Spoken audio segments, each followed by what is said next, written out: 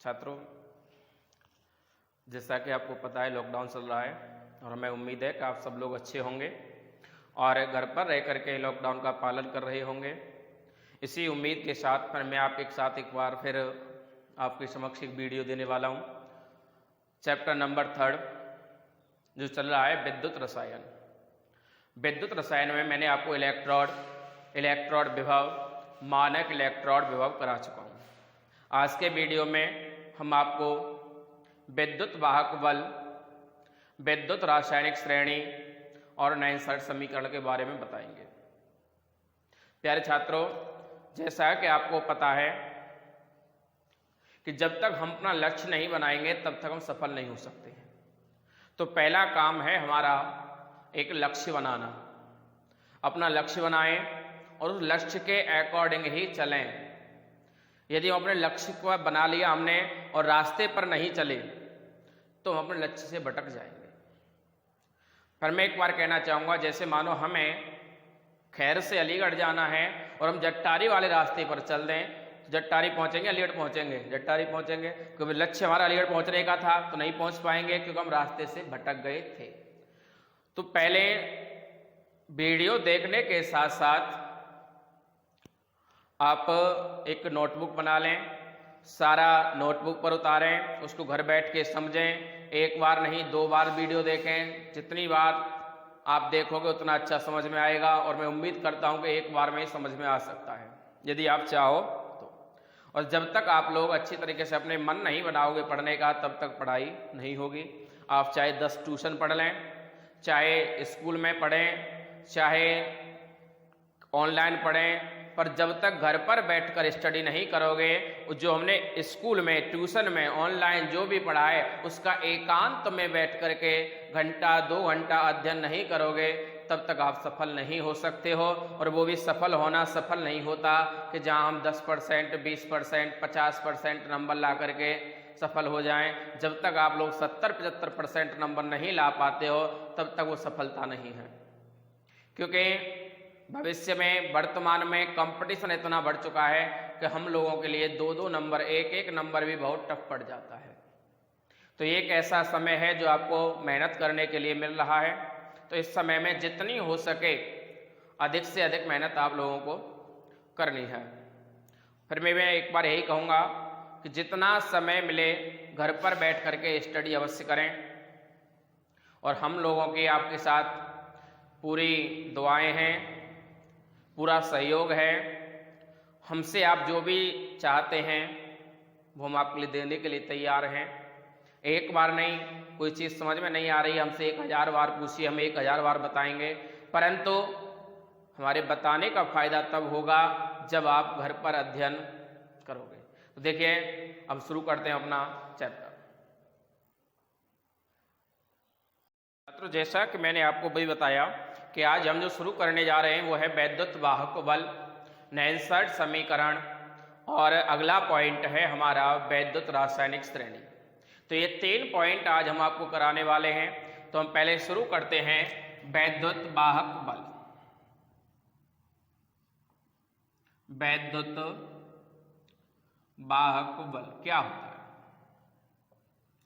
दोस्तों, ये चैप्टर हमारा 3rd चैप्टर है। कितना इंपॉर्टेंट चैप्टर है कि इस चैप्टर से कम 6 से 7 नंबर का तो एग्जाम में आता है और उसके बावजूद इसमें से बहुत कुछ आपको फिजिक्स में भी सहायता मिलेगी, क्योंकि इस चैप्टर से बहुत कुछ फिजिक्स में भी हमें मिलता है। तो छात्रों, हम बात कर रहे हैं वैद्युत वाहक बल। अब देखो, वैद्युत वाहक होता है ले जाने वाला वाहन। तो ऐसा बल जो वैद्युत का वाहक होता है उसको लेकर के जाता है, उस बल को कहते हैं हम वैद्युत वाहक बल। बात करें कैसे, ये हम डिपेंड करता है वैद्युत रासायनिक सेल पर, जो हमने आपको पिछले वीडियो में कराया था, वैद्युत रासायनिक सेल। तो वैद्युत रासायनिक सेल में 2 इलेक्ट्रोड होते हैं। वैद्युत रासायनिक सेल में 2 इलेक्ट्रोड होते हैं, या हम कहें कि 2 अर्ध सेल होते हैं। और 2 अर्ध सेलों के अलग अलग इलेक्ट्रोड होते हैं। एक वैद्युत रासायनिक सेल हो गया, इस पर 2 हो गए अर्ध सेल, इसमें 2 अर्ध सेल हो गए। अर्ध सेल फर्स्ट और अर्ध सेल सेकंड। दोनों अर्ध सेलों के पृथक पृथक कहें तो अलग अलग इलेक्ट्रोड होते हैं। एक इलेक्ट्रोड इसका भी होता है और एक इलेक्ट्रोड इसका भी होता है, यानी दोनों अर्ध सेलों का एक एक इलेक्ट्रोड होता है। समझ में आ रहा होगा। वैद्युत रासायनिक सेल में दो अर्ध सेल होते हैं और दोनों अर्ध सेल के पृथक पृथक इलेक्ट्रोड होते हैं। क्या होते हैं? पृथक पृथक इलेक्ट्रोड होते हैं। अतः इनमें से हम क्या करते हैं? इनका विभव ज्ञात करते हैं और विभव ज्ञात करने के लिए जब इसका परिपथ पूर्ण हो जाता है, क्या हो जाता है? परिपथ सर्किट जो है वो जब पूर्ण हो जाता है तो उच्च विभव वाले कवर, उच्च विभव वाले इलेक्ट्रोड पर क्या होता है? ऑक्सीकरण होता है। उच्च विभव वाले इलेक्ट्रोड पर ऑक्सीकरण होता है और निम्न विभव वाले इलेक्ट्रोड पर अपचयन होता है। छात्रों, जैसा कि आपको बताया मैंने अभी कि एक वैद्युत रासायनिक सेल में दो अर्ध सेल होते हैं और दोनों अर्ध सेल के अलग अलग इलेक्ट्रोड होते हैं। जब इसका सर्किट पूरा हो जाता है, जिसमें कुंजी, बैटरी और हमारा जो भी उपकरण लगा होता है, उसको लगाने के बाद जब वो सर्किट पूरा हो जाता है तो सर्किट को पूरा होने से, परिपथ को पूरा होने से जो उच्च विभव वाला इलेक्ट्रोड होगा उस पर ऑक्सीकरण होता है और जो निम्न विभव वाला होता है उस पर अपचयन होता है। ये दोनों क्रियाएं अस्वतः होती हैं, मैं पीछे बता चुका। तो ये जो क्रियाएं होती हैं, इन क्रियाओं के अस्वतः क्रियाओं से अब ये दोनों क्या हो गए? विभव उत्पन्न हो गए। अब इन दोनों के ऑक्सीकरण और अपचयन के बाद, ऑक्सीकरण क्या है? ये इलेक्ट्रॉन त्यागता है, इलेक्ट्रॉन त्यागता है और ये इलेक्ट्रॉन ग्रहण करता है, इलेक्ट्रॉन ग्रहण करता है और ये इलेक्ट्रॉन त्यागता है। तो इन दोनों की क्रिया से इन दोनों इलेक्ट्रोड के विभव, यानी फर्स्ट विभव माइनस सेकंड विभव, यानी दोनों उच्च विभव और निम्न विभव, यानी उच्च विभव माइनस निम्न विभव, या कहें कि दोनों इलेक्ट्रोड के विभव का अंतर क्या कहलाएगा? अंतर कहलाता है वैद्युत वाहक बल, वैद्युत वाहक बल। ये अंतर कहलाएगा वैद्युत वाहक बल या सेल विभव या सेल वोल्टता। छात्रों, जैसा कि आपको दिखाई दे रहा है, वैद्युत वाहक बल क्या होता है? वैद्युत वाहक बल होता है किसी वैद्युत रासायनिक सेल में दो अर्ध सेल होते हैं। दो अर्ध सेल में अलग अलग पृथक पृथक इलेक्ट्रोड होते हैं। जो पृथक पृथक इलेक्ट्रोड होते हैं उनमें एक उच्च विभव वाला होता है और एक निम्न विभव वाला होता है। उच्च विभव वाले क्या करते हैं? ऑक्सीकरण उत्पन्न करते हैं, यानी इलेक्ट्रॉन त्यागते हैं, और निम्न विभव वाले अपचयन प्रकट करते हैं, जो इलेक्ट्रॉन ग्रहण करते हैं। इनके जो विभव का अंतर होता है भाई, एक उच्च विभव वाला दूसरा निम्न विभव वाला, इनके बीच का जो अंतर होगा उच्च के और निम्न का, वही अंतर क्या कहलाएगा? वैद्युत वाहक बल कहलाएगा या सेल विभव कहलाएगा या सेल वोल्टता कहलाएगा। देखो, जैसे पिछले वीडियो में बताया था इलेक्ट्रोड विभव, तो इलेक्ट्रोड विभव क्या होता है? जो इलेक्ट्रोड जो छड़ होती है जिस विलयन में डुबोई रहती है, तो विलयन और छड़ के विभव का अंतर इलेक्ट्रोड विभव कहलाता है और दोनों इलेक्ट्रोडों के विभव का अंतर वैद्युत वाहक बल या सेल विभव कहलाता है। बात करें वैद्युत रासायनिक श्रेणी। वैद्युत रासायनिक श्रेणी क्या होती है कि धात्विक व अधात्विक तत्वों को उनके मानक इलेक्ट्रोड विभव,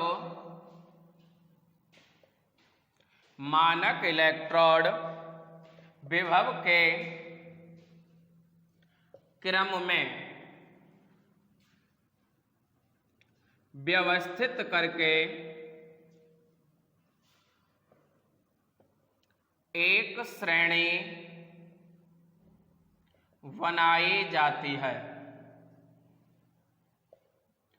इस श्रेणी को, इसे वैद्युत रासायनिक श्रेणी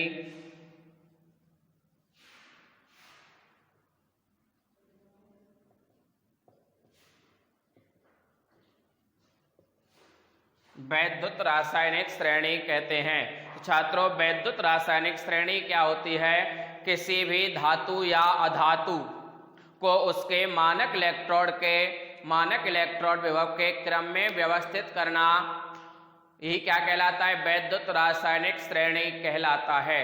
भाई, वैद्युत रासायनिक श्रेणी में क्रम क्या है? या तो बढ़ता हुआ क्रम हो या घटता हुआ क्रम हो, दोनों में से यदि किसी भी प्रकार का क्रम उस सारणी में बनाया जाए, यानी जितने भी तत्व हैं सभी तत्वों को एक क्रम में लिखा जाए, चाहे घटते हुए में चाहे बढ़ते हुए क्रम में, तो वही हमारी श्रेणी क्या कहलाती है? वैद्युत रासायनिक श्रेणी कहलाती है। इस श्रेणी को आगे आप देखेंगे जो श्रेणी किस प्रकार से होती है। तो बात करते हैं नैनसर्ट समीकरण की। तो नैनसर्ट समीकरण क्या होता है? किसी भी इलेक्ट्रोड का इलेक्ट्रोड विभव विलयन की सांद्रता, लवण विलयन की सांद्रता तथा ताप पर निर्भर करता है। बात कर रहे हैं हम कि इलेक्ट्रोड का इलेक्ट्रोड विभव, जैसा कि हमने पीछे बताया, इलेक्ट्रोड क्या होता है? जब किसी धातु की छड़ को उसी धातु के लवणीय विलयन में डुबोया जाता है तो उस पर आवेश उत्पन्न हो जाता है, और इस उत्पन्न आवेश को, जो आवेश उत्पन्न होता है, तो उस छड़ को, आवेश छड़ को इलेक्ट्रोड कहते हैं। और इलेक्ट्रोड और विलयन, जिस विलयन में उस छड़ को डुबोया गया था, उस विलयन और इलेक्ट्रोड के विभव के अंतर को इलेक्ट्रोड विभव कहते हैं। तो इलेक्ट्रोड का इलेक्ट्रोड विभव विलयन की सांद्रता, कौन सा विलयन? जिसमें उसे डुबोया गया था। इलेक्ट्रोड का इलेक्ट्रोड विभव विलयन की सांद्रता एवं ताप पर निर्भर करता है। ताप पर निर्भर करता है। क्या?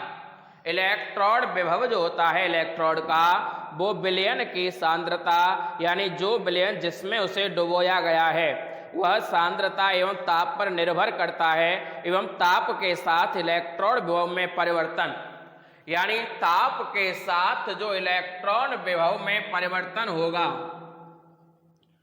ताप के साथ इलेक्ट्रोड विभव में परिवर्तन क्या कहलाएगा? परिवर्तन जो होता है वो नैनसर्ट के द्वारा व्यक्त किया गया। नैनसर्ट के द्वारा व्यक्त किया गया। नैनसर्ट के द्वारा क्या व्यक्त किया गया? कि जो ताप के साथ इलेक्ट्रोड विभव में जो भी परिवर्तन होगा, वही हमारा क्या कहलाएगा? वही हमारा नैनसर्ट के द्वारा व्यक्त किया गया, और परिवर्तन का जो समीकरण बनेगा वो हमारा नैनसर्ट का समीकरण कहलाएगा। जैसे हम बात करें, मानो कोई भी धातु M है, धातु M पर N पॉजिटिव आयंस हैं और उन्हीं को हम Ne नेगेटिव, यानी जितने यहाँ पॉजिटिव थे उतने ही हमने नेगेटिव ले लिए, तो हमें क्या मिलेगा? यहाँ पर M मिलेगा। भाई M क्या है? एक ये धातु आयन है, इस पर N पॉजिटिव है और हमने इसमें N नेगेटिव मिला दिए, तो ये क्या हो गया? उदासीन हो गया। भाई पॉजिटिव से नेगेटिव कैंसिल हो गया और हमें एक शुद्ध धातु मिल गई, यानी जो धातु आयन था वो किसमें परिवर्तित हो गया? वो हमारा केवल धातु में परिवर्तित हो गया। और नैनसर्ट ने एक समीकरण दिया था, उन्होंने दिया था कि इलेक्ट्रिक सेल बराबर ई नॉट सेल, यानी परिवर्तन होने के पश्चात, विभव में परिवर्तन के पश्चात माइनस के RT upon n F into log 10 m upon m n positive. तो याद है m n पॉजिटिव। अब बात करते हैं RT। भाई यहाँ क्या आ गया, यहाँ वायुमंडलीय दाब हो गया, तो इसके लिए वैल्यू रखना पड़ेगा हमें, और ये आ जाएगा हमारा E cell equal to E dot cell minus 2.303 RT upon n F into log 10 m upon m n positive. यानी जो शुद्ध धातु निकल के आएगी वो यहाँ रहेगी, और धातु आयन है वो नीचे रहेगा। दोस्तों बात करते हैं इसके आगे के लिए, तो अब बात मान रख लें, यहाँ पर मैंने पीछे आपको बता चुका हूँ सेकंड चैप्टर में कि R जो है, R क्या है हमारा, एक फिक्स वैल्यू है। R हमारा फिक्स वैल्यू है, वायुमंडलीय दाब होता है 8.314, जहाँ T का मान होता है परम ताप 298 केल्विन। यहाँ पर F बराबर भी फिक्स होता है, फैराडे स्थिरांक कहते हैं F को, F को बोलते हैं फैराडे स्थिरांक, जिसका भी मान फिक्स होता है 96,500। वैसे 484 होता है, 96,484, पर इसको सीधा 500 ही लिखा जाता है।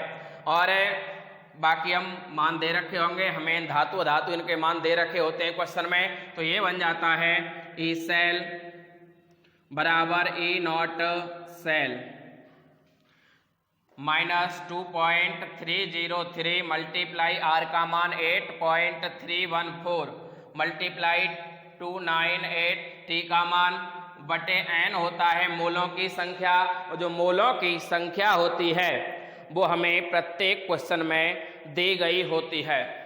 तो n गुणा F का मान हो गया 96,500 into log 10 m upon m n positive. ये आ गया हमारा मान। अब हम बात करते हैं तो ये आ जाएगा E नॉट सेल माइनस के, इसको सॉल्व करने के बाद आ जाता है टोटल को 0.0591 बटे n into log 10 m upon m n positive. तो यानी ये बन जाता है हमारा नैनसर्ट समीकरण। इसमें ये सारे मान निश्चित होते हैं, इनको हल करो गुणा और इससे कर दो भाग, तो ये वाला आंसर आ जाएगा। अब हमें कुछ नहीं करना होता है, हमें इनके मान दे रखे होते हैं क्वेश्चन में, और n का मान हमें दे रखा होता है। मान रख के हम सारा नैनसर्ट समीकरण के अकॉर्डिंग जो सवाल आएंगे, न्यूमेरिकल्स आएंगे, जो हम आपको कल कराएंगे अगले वीडियो में, उन्हें आप कर सकते हैं। तो छात्रों जितना मैंने बताया था वैद्युत वाहक बल, नैनसर्ट समीकरण, वैद्युत रासायनिक श्रेणी, वो हम तीनों करा चुके हैं, और मुझे उम्मीद है कि आप लोगों की समझ में भी आ गया होगा।